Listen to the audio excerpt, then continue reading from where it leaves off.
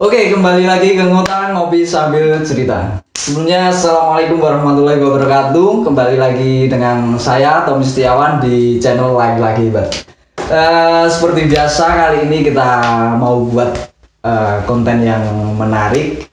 Semoga inspiratif. Kita ambil tema dampak globalisasi terhadap sosial kebudayaan, khususnya di Jawa Tengah. Oke, kali ini aku udah sama bintang tamu, dia itu seorang mahasiswa sekaligus dia menggeluti di bidang sastra apa ya? Sastra kebudayaan ya. Langsung saja, nggak usah panjang lebar, kita kenalin dia, Octaviano. Ya, Mas. Oke, baik teman-teman semuanya. Kini aku diundang oleh tim-tim dari Lagi Hebat untuk kolaborasi. Sebelumnya kenalan dulu ya. Oke, nama aku Okta. Di sini ya. Nama aku Okta. Dulu kita satu geng. Iya apa? Oh, kemarin ada yang komen gini, kok diabetes mania nggak dimasukin? Iya, lupa, soalnya diabetes mania nggak dimasukin. Bukan geng, nanti dikiranya kita negatif ya. Kita teman satu angkatan gitu. Ya, kita ketemu di SMK dari kelas 1 sampai kelas 3 lulus, kita berteman baik. Oke. Sebelumnya aku mau tahu biografi sedikit sih tentang Mas Okta. Kesibukannya sekarang apa nih? Oke. Jadi aku masih sekolah. Kuliah ya? Iya. Kemarin kan aku juga lihat ya di channelnya kemarin bahwa kuliah dan lebih enak kalau kita ngomongin soal sekolah gitu ya. Kayak teman dari Mas Yusuf kemarin. Rutinitas kampus. Aku lebih proper sekolah sih daripada kalau kampus. Baik. Oh iya. Terus jadi masih sekolah di sastra daerah, namanya sastra daerah, dan itu lebih spesifiknya ke sastra Jawa. Oke. Di Solo ya? Iya, di Solo. Udah semester berapa nih?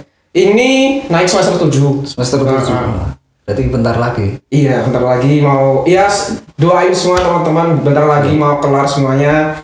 Dan juga ini baru aku ngejalanin magang di salah satu. Udah magang? Iya. Udah. Iya. Rencana mau lanjut lagi atau habis ini terjun ke dunia kerja atau gimana? Gimana ya? Ya sebenarnya sekolah ini yang aku tempatin ini, yang aku geluti sampai ini tuh aku agak nggak nyaman gitu lah, nggak sesuai dengan passion gitu. Jadi nanti ya mau fokus lagi ke hobi-hobi atau passion awal gitu sebelum aku terjun dalam dunia sekolahku ini gitu. Tadi gini, nggak nyaman, maksudnya gimana? Nggak nyaman gimana itu? Ya gimana ya? Dulu ikut dan gabung di situ itu karena apa ya? Ya nggak sesuai dengan passion gitu, Mas. Oh gitu. Terus itu dari arahan orang tua, temen, atau dari apa? Jadi kemauan pribadi sih gitu. Karena ya udah nggak nyaman gitu lah kalau ya ibaratnya kalau kita pacaran dan kita udah nggak nyaman kan, buat apa lagi gitu. Putus aja dari yang lain. Gitu. Ya.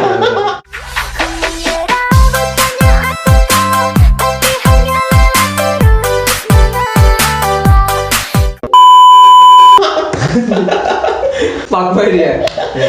Kan gini, setauku itu Mas Okta itu dari SMK kan ambilnya multimedia ya? Iya, multimedia. Kenapa kok lulus nggak lanjutin ke bidang yang sama, terus ambil jurusan sastra, itu kenapa? Itu karena ya persaingan lah gitu lah. Semakin berkembangnya teknologi dan juga multimedia itu kan salah satu jurusan yang paling produktif sekali, paling berpengaruh untuk dunia modern. Jadi kan persaingannya ketat dan aku di situ kan ya sadar diri lah, Mas, gitu, kemampuanku seberapa gitu. Jadi ya udah aku tutup dulu untuk multimedia gitu.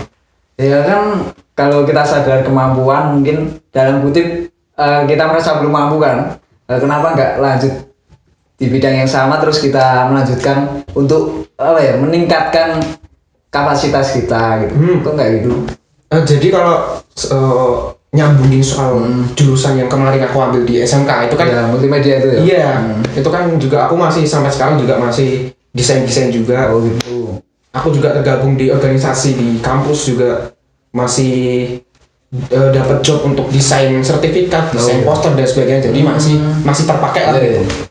Berarti enak ya. Jadi gini, sastranya kita jalan, Iya, multimedia iya jalan. Iya, Oke. enak. Ya, jadi antara hobi dan ya ketidaknyamanan sementara Iya, iya. itu masih jalan gitu.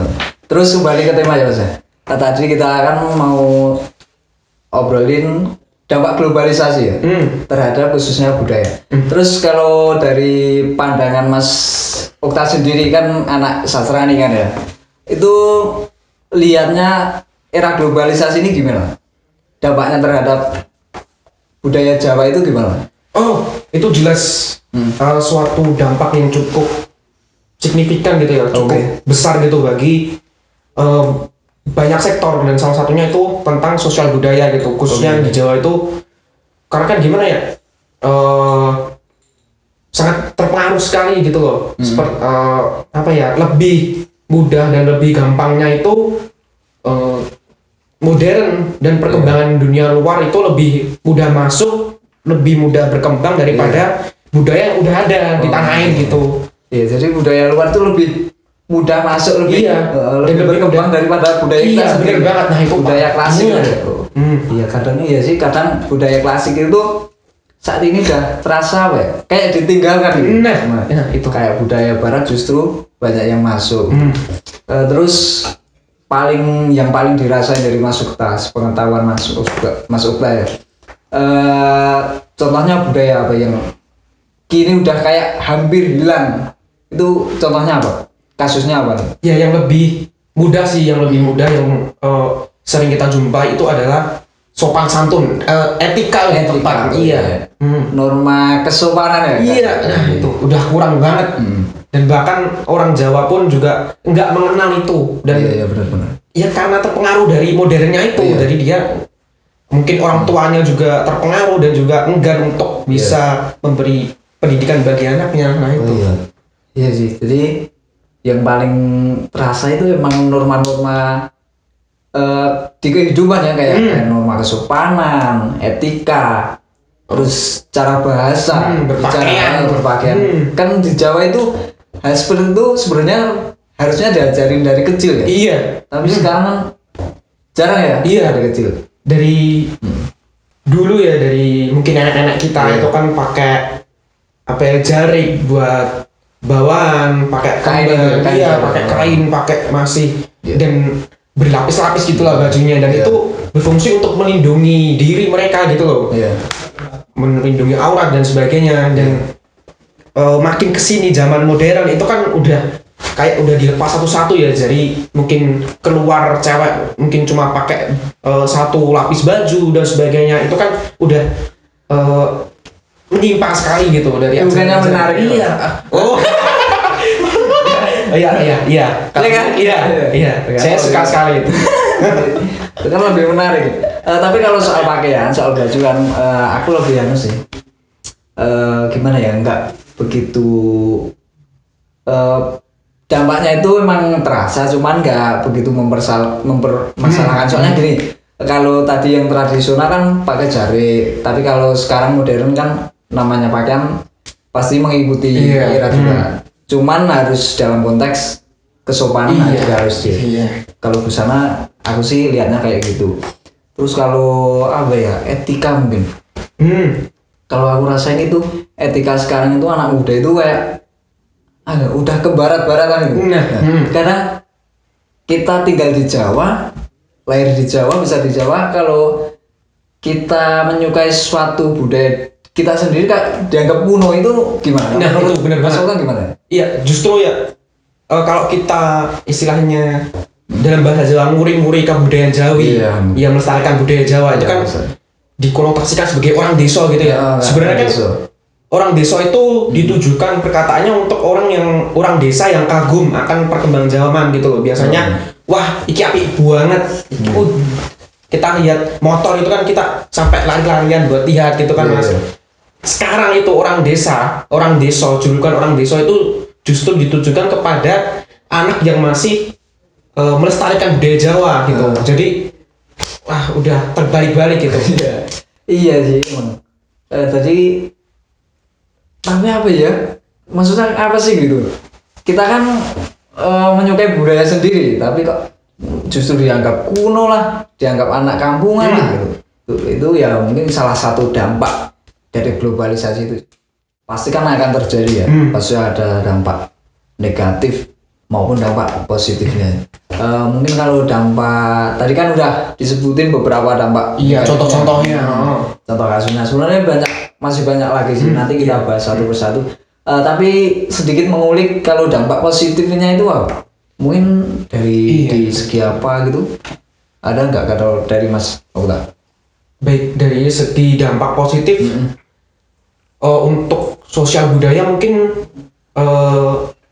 bisa kayak pemanfaatan seperti ini Mas, kita apa yang kita lakukan untuk istilahnya mengikuti perkembangan zaman. Contohnya kita lewat media sosial YouTube kayak gini nih, kita buat podcast kayak gini, buat ngobrol-ngobrol kayak gini kan bisa dimanfaatin. Seperti apa yang kita lakukan gini Mas, mengulik tentang kebudayaan dan juga nanti kita upload di YouTube.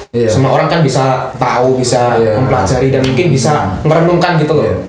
Apa yang intisari motivasi pendidikan yang ada di podcast ini gitu. Ya, jadi dampak positifnya itu sebenarnya ada juga ya. Ada. Kalau kita mau memanfaatkan gitu.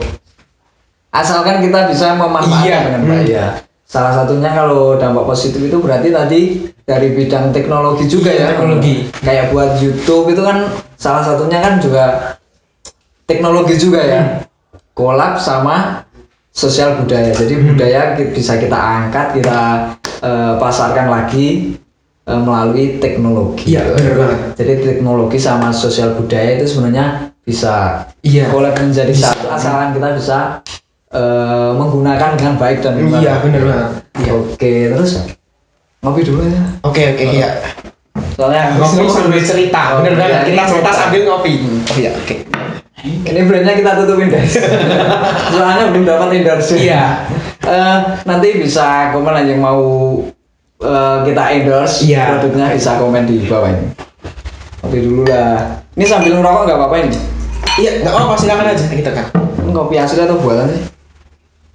Nggak tahu Kopi saset. Kurang aja, kopinya kurang aja anjing. Kopi dulu guys. Oke. Mantap ya. Ini sambil ngerokok nggak apa-apa ya? Oh iya, silakan boleh banget. Hanya cangkemku kecut.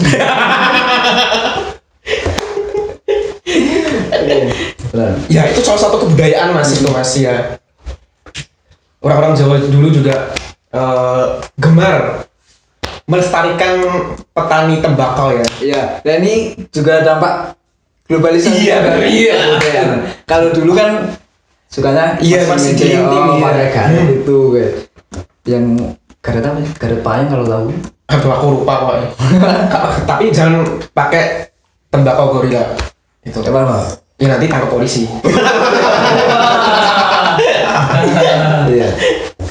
Ini yang di bawah umur jangan tiru ya. Iya. Ini cuma Kamera nanti kok editor tolong nanti disensor ya bisa. Iya. Terus balik lagi nih soal dampak positif, kita mau ngulik lebih banyak soal dampak negatifnya aja ya. Biar kita bisa tahu mana sih dampak yang baik, mana dampak yang buruk gitu kan. Tadi soal etika kan ya, sopan santun itu ada nggak yang Mas Okta rasain etika di dalam keluarga anak ke orang tua, atau kita seorang siswa ke pimpinan atau ke tetangga, itu kan masih ada kan soal etika. Itu perubahannya ada nggak ya? Itu ada banget gitu. Ya apa ya, itu bisa pengalaman pribadi, juga bisa kita lihat dari mungkin contoh dari teman-teman kita yang ngelakuin hal itu gitu kan. Misal gini, simpelnya aja, kita mau sekolah biasanya kita kan berpamitan nih izin atau ya basa-basinya anak ke orang tua mau berangkat sekolah kan pasti ujung-ujungnya kan minta Minta uang ya? Iya buat jajan gitu kan. Nah itu kan mungkin udah ditinggalin gitu loh. biasanya kan cium tangan itu kan Iya. enggak ya kan. Kita cuma mungkin kita terburu-buru pakai Iya. sepatu langsung kita berangkat, atau mungkin uangnya sudah disiapin jadi kita tinggal ambil gitu langsung keluar gitu. Terus juga budaya yang paling dirasakan saat ini adalah biasanya itu orang Jawa itu ramah-ramah mas gitu. Iya, orang Jawa itu ramah-ramah. Benar. Berpapasan itu tebar senyum dan juga saling sapa. iya. Tapi sekarang itu Terapkan 5 apa? 5S. 5S, senyum, sapa, salam, Senyum, salam, sapa. Apa? sayang. Dan kalau udah sayang gimana? Ya yang terakhir sayang. Ya, mau ngapain lagi kalau udah sayang ya udah. Oke.